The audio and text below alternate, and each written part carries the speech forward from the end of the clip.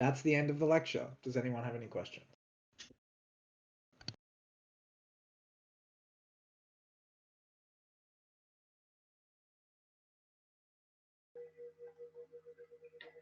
No questions, just bravo. Mm-hmm.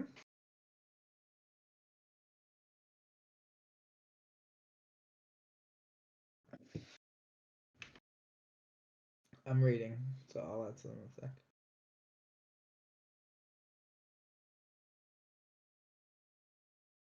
Equally meaningful? No, they're not equally meaningful. They're much more meaningful. The whole point of the coincidences is that the meaning of the incidents doesn't linearly stack up to the meaning of the coincidence.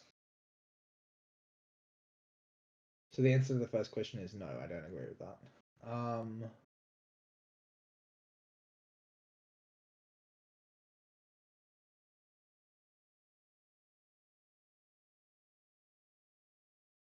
Yeah, I'll call that. So the second, yeah, you're right.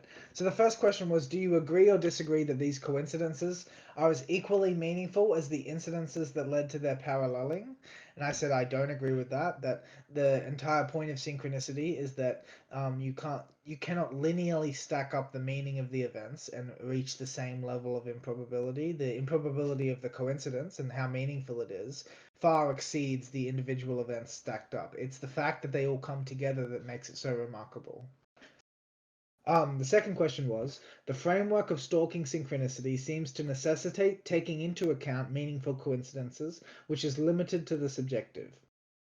What framework would you employ to understand the experience of sudden factual knowledge on subjects, people, incidences, etc., that should be beyond your ability to understand or deduce, but because it is beyond your personal experience, your existing life world at that point in time, and then in brackets, the experience is not bound to time or space. Yep. Like that's broadly speaking called precognition, like knowing something before it happens, or when you don't have a way to know it, like the knowing, that's precognition. That's like psi phenomena, which would be part of synchronicity. If it were related to a person, that you call it telepathy, you know what I mean? If it's related to an event, it would just be precognition. Um, that kind of thing. How is it? So you asked, how is this connected to synchronicity? Well, the answer to that is that it is with those individuals. So it's in relation to those individuals with whom we have an authentic connection, like where we could have synchronicity, where we will notice phenomenon like knowing things we shouldn't know how to. Right? There's a strange thing which is like how like open other people are to it affects like whether or not it can happen with them, right? So one of the key things to note is that when you're like looking into knowing something that you have no way of knowing, right? The question is like, what in relation to whom? That's the question, because the person that's in relation to will almost always be significant, either that or whatever's going on in your life at the moment. Meaningful means not incidental, which is to say, you know, um, it is significant to the individual, and it's not reducible to like, I don't know, like it is mean no, so it's significant to the individual in a way that isn't reducible to statistical anomaly. Yeah, that's what it is.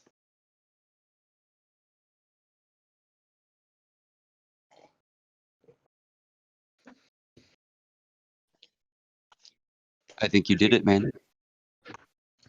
Thanks. No, I don't think it can be meaningful but not produce a feeling of significance. I don't know how that would work. I mean, there can be meaningful coincidences that occur that you don't register as meaningful, if that's what you're asking. Like, there can be coincidence. So, but what that would mean though is that later on in your life, you'd look back and you go, "Wow, that was actually meaningful." And in the past, I didn't register it. But like, in order for it to be meaningful, it would have to produce a feeling of significance in the individual at some point, presumably. Yeah. No, of course it was meaningful the whole time. Yeah. Like the way that it's meaningful is that it communicates something you need to know. right? And the fact that you find it to be significant is a consequence of the fact that it's communicating something you need to know.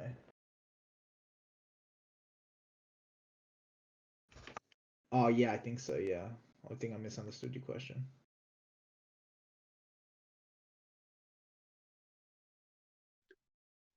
All right, so where do we start? Where do we start? That's a good question.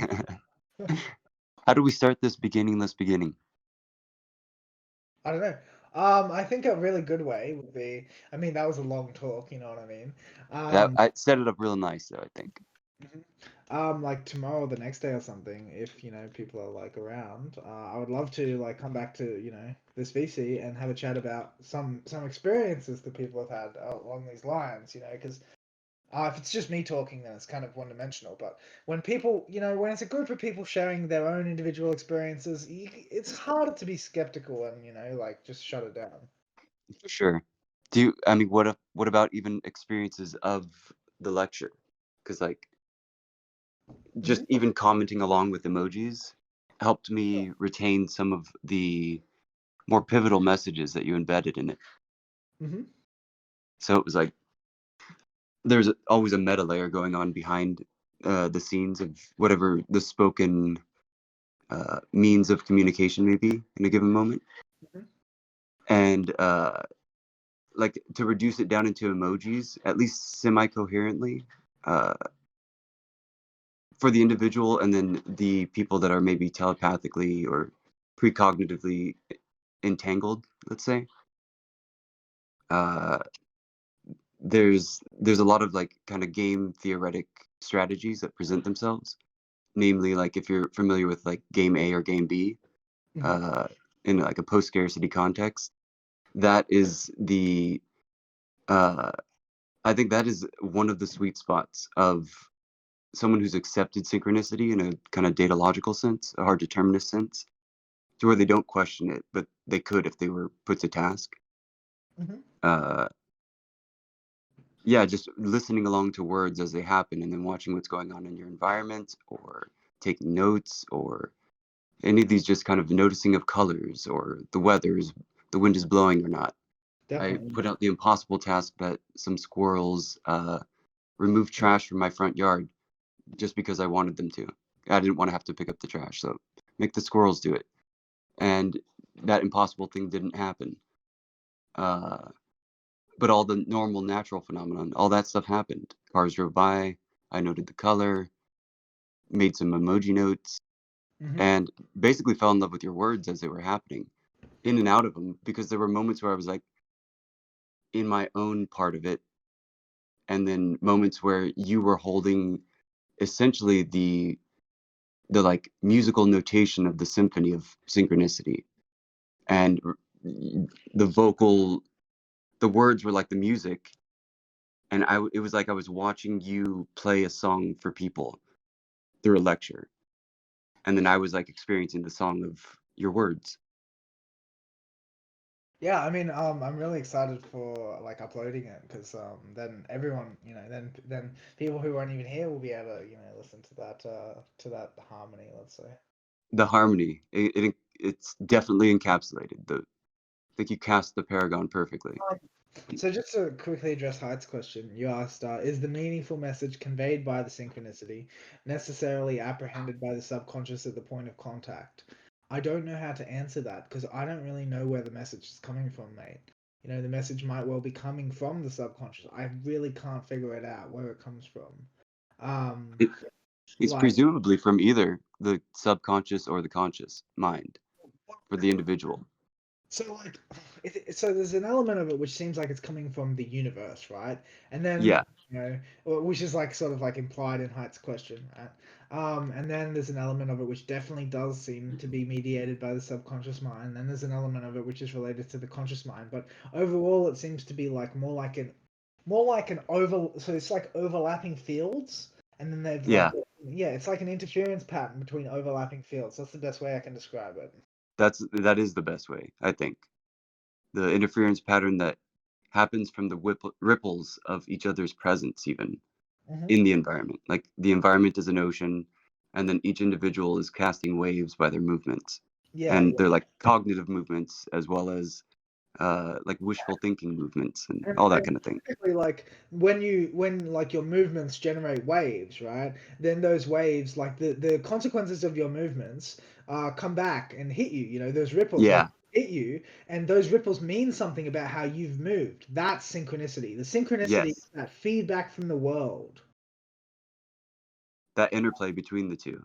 Yeah, exactly. It's when you interact with the world and those ripples come out from you, then the world sends ripples back. When those ripples from the world hit you, that's synchronicity. Yep.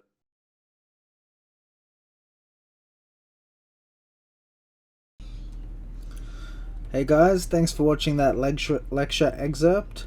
For more, subscribe to my channel and don't forget to check out my Patreon and my other work linked in the description below.